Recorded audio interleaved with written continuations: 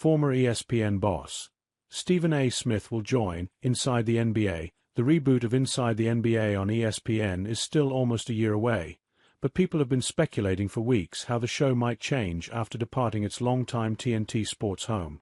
Although TNT lost its NBA broadcast rights in the league's new TV package that begins with the 2025-26 season, the award-winning show will continue, produced by Warner Bros. Discovery, and airing on ESPN and ABC.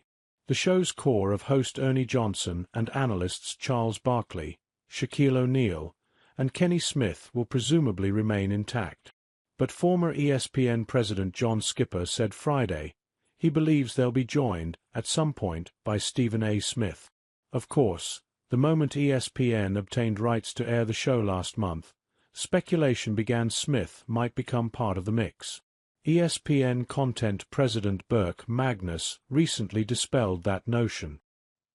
He recently told Sports Illustrated's Jimmy Traynor that ESPN had no plans to add Smith to the show, adding, "We don't want to change it. We don't want to interject new talent into it. We don't want to really do anything to it." Skipper, who served 5 years as ESPN president before resigning in late 2017 under bizarre circumstances, believes the network will introduce its biggest star to the show. Skipper explained his thoughts on Pablo Torre Finds Out. Podcast co-host David Sampson pointed out Inside the NBA will require more studio talent beginning next season. They've got one small issue with Inside the NBA. It's not going to be Shaq and Barkley and Kenny Smith for every one of ESPN's games, Sampson said. And so they are going to need what will end up being a B-level team studio show to do pre- and post-game. They certainly will not want to call it that, Skipper deadpanned. They probably have to account for my friend Stephen A. Smith, who really cares about the NBA, and is not going to want to just be in the shadow of these other guys.